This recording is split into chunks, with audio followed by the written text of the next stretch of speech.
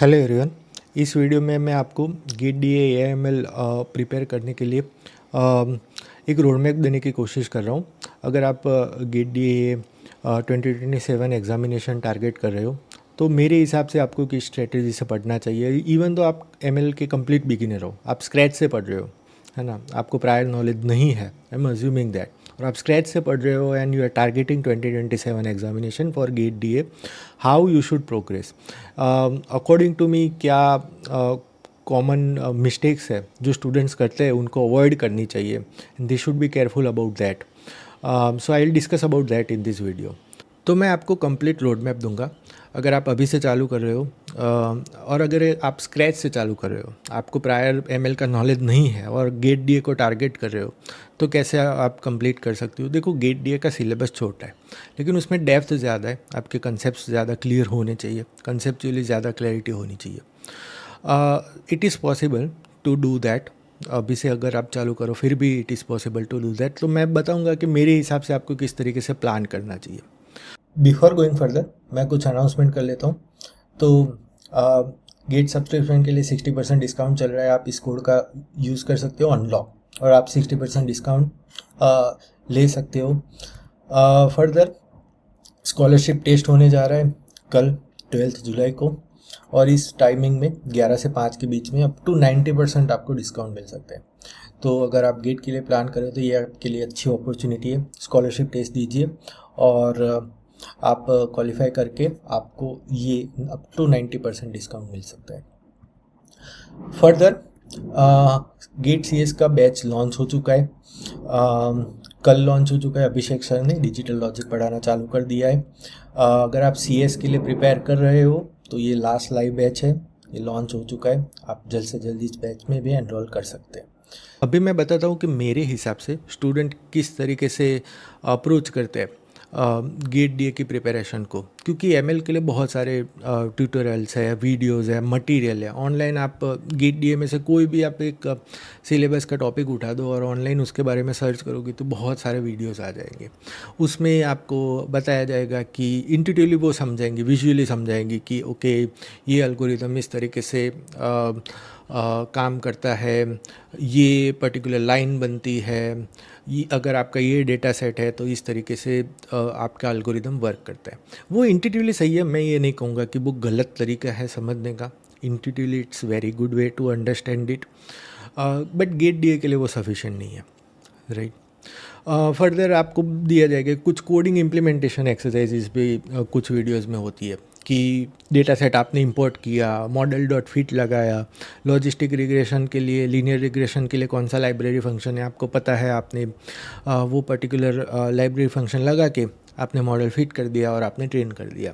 आपको लगेगा कि आपको एमएल और ये पता चल गया, आपने गेट डीए के लिए तैयारी कर दी। तो गेट डीए के लिए आप इस तरीके से प्रिपेयर मत कीजिए, because first of all code तो पूछे नहीं जाएंगे गेट डीए में, क्योंकि एमसीक्यू एग्ज़ाम है, एमएसक्यू टाइप की एग्ज़ाम है, तो कोड एज इट इज़ पूछे नहीं जाएंगे।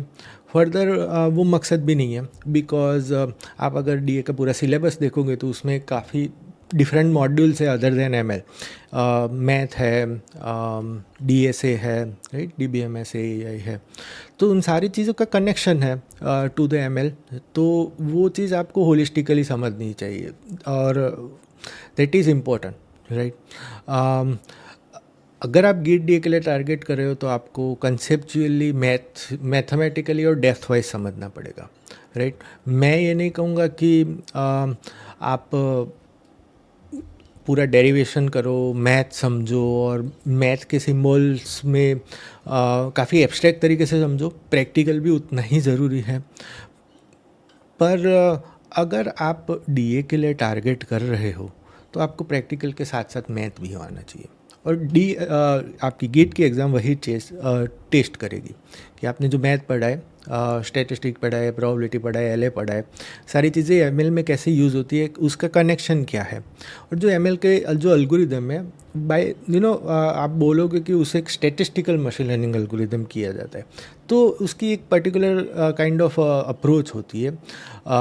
इवन एमएल की कुछ टेक्निक्स है, उसे भी स्टैटिस्टिकल टेक्निक्स बोलते हैं, एमएलई है, एमएपी है, वो सारी चीज़ें गेट डीए का पार्ट है। और वो किस तरीके से डिफरेंट डिफरेंट एल्गोरिदम को यूज़ अफेक्ट करती है, सारे एल्गोरिदम के पीछे का प्रायर अजम्पशन क्या है, और आपको एक अलग अप्रोच आजमाना पड़ेगा, राइट। सो मेरे हिसाब से आपको इसी तरीके से पढ़ना चाहिए। पहले मैथ समझो, मैथ का कंसेप्ट आप समझो। अगर आप दूसरी ब्रांच से भी आ रहे हो तो काफ़ी ब्रांचेस में जो मैथ की ये टॉपिक्स है वो ओवरलैप होते हैं। प्रॉब है, कैलकुलस है, लीनियर अलजेब्रा है। तो अगर आपको वो सारी चीज़ें पता है तो वेल एंड गुड, नहीं पता है तो उसको आप पहले से अच्छे से कवर कर दीजिए, फिर एमएल पे आइए। और एमएल के भी जो एल्गोरिदम है, ट्राई टू सी कि उसके पीछे का अजम्पशन क्या है। एक बार डिराइव करके देखिए, उसका लॉस फंक्शन डिराइव करके देखिए बेसिक से, है ना। जो बेसिक उन्होंने अजम्पशन लिए, फिर वो अजम्पशन से पूरा लॉस फंक्शन डिराइव करके देखिए।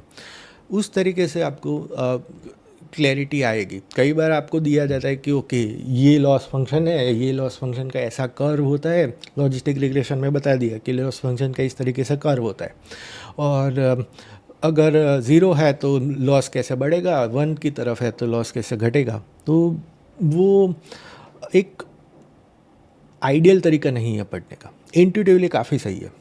विजुअली भी आप देखोगे, विजुअली भी समझ सकते हो। आपके पास डेटा सेट है, डेटा सेट को आप कैसे सेग्रीगेट कर सकते हो, और अलग अलग एक कोई भी आपने एल्गोरिदम लिया और उस पर अप्लाई किया तो आप डेटा सेट पे वो कैसे काम करेगा वो भी समझ सकते हो। But that is not sufficient. That is important but that is not sufficient, right. DA के लिए सफिशिएंट नहीं है। आपको उसके पीछे की थियरी भी समझनी इतनी ही ज़्यादा ज़रूरी है। एटलीस्ट आप एक मैं ये नहीं कह रहा हूँ कि परफेक्शनिस्ट बन जाओ मैथ के, कि एक एक सिंबल लो, एक एक स्टेप लो, उसकी करेक्टनेस पे आप उसे डिराइव करके देखो, नहीं। बट आपको स्टेप के पीछे का रीजनिंग पता होना चाहिए। एटलीस्ट वो क्लियर होना चाहिए, आपकी अंडरस्टैंडिंग क्लियर होनी चाहिए। आपकी अंडरस्टैंडिंग क्लियर हो दैट इज़ इम्पोर्टेंट। ये चीज़ आपको इंटरव्यू में भी काम आएगी। मोस्ट ऑफ द स्टूडेंट मैं समझ रहा हूँ कि जो डीए के लिए प्रिपेयर कर रहे हैं वो मास्टर्स टारगेट कर रहे हैं, राइट। तो उनको इंटरव्यू में काफ़ी काम आएगा, बिकॉज इंटरव्यू में इसी टाइप के क्वेश्चंस पूछेंगे। देखो, आपको सब कुछ आना ज़रूरी नहीं है। इंटरव्यू की एक सिंपल मैं फिलोसॉफी बता देता हूँ कि इंटरव्यू में जो भी प्रोफेसर होंगे, जो भी पैनल होगी, आपको क्वेश्चन इस तरीके से पूछेगी, आपको ही पूछेगी कि आप किस सब्जेक्ट में कंफर्टेबल हो। फिर उस पर ही क्वेश्चन करेंगे, डिक करते जाएंगे। आपने कुछ बताया, उस पर फॉलोअप क्वेश्चन पूछेंगे, फिर उस पर फॉलोअप क्वेश्चन पूछेंगे। कुछ सिमिलर सॉर्ट ऑफ लेट से डेरिवेशन टाइप का पूछ लिया, तो इवन तो आप कहीं पे अटक गए तो आपको थोड़े से क्लू देते जाएंगे। दे वांट टू थिंक कि दे वांट टू चेक आप कैसे सोच रहे हो, राइट। दे डोंट एक्सपेक्ट कि भाई आपको परफेक्ट आना चाहिए, सब कुछ आना चाहिए। Nobody is expecting that. Interview में जो आ रहा है आपको पूरा क्लियर थ्रू आउट, पूरा का पूरा थरोली आना चाहिए। That is most important, right. So ये चीज़ कहाँ वहाँ पे काम आएगी आपको, इस तरीके से अगर आप पढ़ोगे तो, राइट। इंटरव्यू में काफ़ी काम आएगी। It is very crucial there.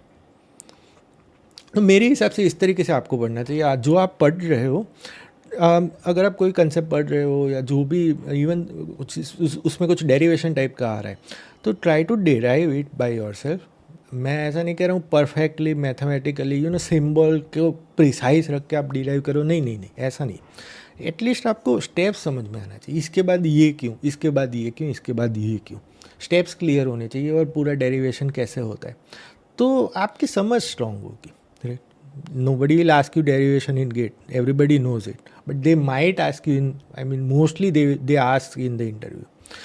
So in that sense, it is important, right? Further, आपके concepts strong होते हैं, build होते हैं, deepen होते हैं. That is important. That is definitely that will help in the GATE, because उसका एक by product जो होता है वो गेट में हेल्प होता है। और पैरेलली क्वेश्चन सॉल्व करते जाओ, उसे पोस्टपोन मत कीजिए। आप टॉपिक पढ़ रहे हो, उसके क्वेश्चन पैरेलली सॉल्व करते जाइए, don't postpone it to the end. That is important, because question solve करोगे, question are meant to test your understanding regarding concept. तो जो भी आपने पढ़ा उसके रिलेटेड आपने क्वेश्चन सॉल्व किए, तो आपकी अंडरस्टैंडिंग री इन्फोर्स होती जाएगी।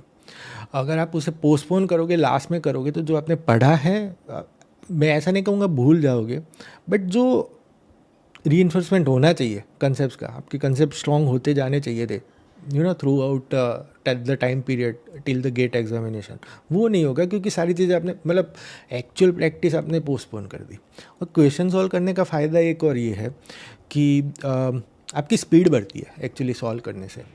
गेट में जो एग्ज़ाम आएगा, क्वेश्चन आएगा, आपकी क्वेश्चन सॉल्व करने की स्पीड बढ़ेगी। कुछ स्टूडेंट आके मुझे कहते हैं कि सर मतलब रैंक लाने का तरीका क्या है, तो मैं उनको बोलता हूँ कि ये solving the question is a key, because many students take it they underestimate this thing, because question solve करने से ना सिर्फ आपके कंसेप्ट डिपेंड होते हैं, बट आपकी स्पीड और एक्यूरेसी दोनों बढ़ती है इन द गेट एग्जामिनेशन।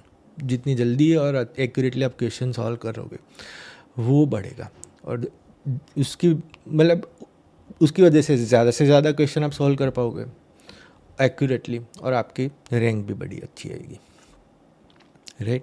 और फिर लास्ट स्टेज में आप बेसिकली रिवाइज करो, मॉक टेस्ट लो, क्वेश्चन वहाँ पे भी क्वेश्चन तो सॉल्व करनी है टिल द गेट एग्जामिनेशन। ये आपको मान के चलना है कि you have to solve many and variety of the question, right. So ये मैं एक तरीके से 7 मंथ रोड मैप आपको बता रहा हूँ। मेरे हिसाब से अगर आप अभी से भी चालू कर रहे हो, still possible to get a very good rank in GATE D examination, assuming कि इवन तो आपको एमएल का कोई बेसिक अंडरस्टैंडिंग नहीं है, आप स्क्रैच से प्रिपेयर कर रहे हो। मेरे हिसाब से सबसे पहले आपको मैथ लेना चाहिए। इवन तो मैथ आपका स्ट्रॉन्ग है, वीक है, डजेंट मैटर, बट मैथ को आपको एक बार पहले से कम्प्रीहेंसिवली कम्प्लीटली कवर कर लेना चाहिए। उसके बाद आप एमएल लो, और फिर आप डीए से डीबीएमएस सीआई लो, राइट।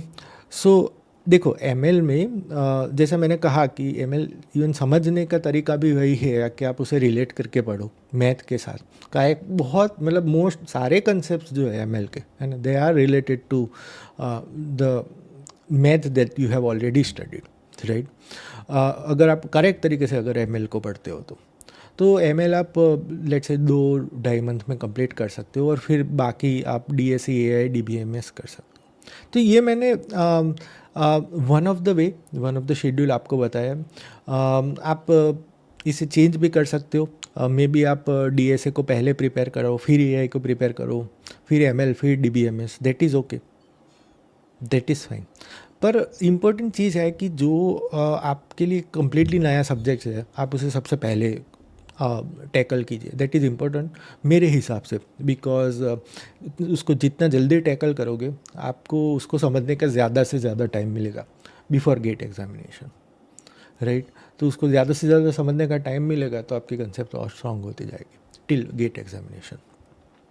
सो इसलिए मैंने जनरिकली एमएल को रखा है, बिकॉज अज्यूमिंग कि मोस्ट ऑफ द स्टूडेंट के लिए ML is a very new topic. अगर आप कोई दूसरी ब्रांच से आ रहे हो, राइट, तो उनके लिए आप दूसरी ब्रांच से आ रहे हो तो मैथ आपके लिए न्यू नहीं होगा। ये दो इवन दो न्यू नहीं है, स्टिल आई सजेस्ट कि आप उसे सबसे पहले कवर कर लीजिए। कोई दूसरी ब्रांच से प्रिपेयर कर रहे हो, ईसी है, मैकेनिकल है, सिविल है, स्टिल मैथ आपको कंप्लीट एक बार प्रिपेयर हो जाए, फिर आप बाकी सब्जेक्ट्स में ले सकते हो according to your convenience. Before AI DA से आपको कवर कर लेना है। Before AI DSA must be covered, because AI में डीएसए का यूज़ होता है। एमएल के पहले तो मैथ कवर हो जाना चाहिए, दैट इज़ द थिंग। तो ये मैंने एक रोड मैप दिया। अगर आप एमएल टारगेट कर रहे हो गेट डीए 2027 के लिए, तो आप कैसे प्रिपेयर कर सकते हो। इवन दो आप बिगिनर हो, आपको एमएल का बेसिक्स नहीं पता, स्टिल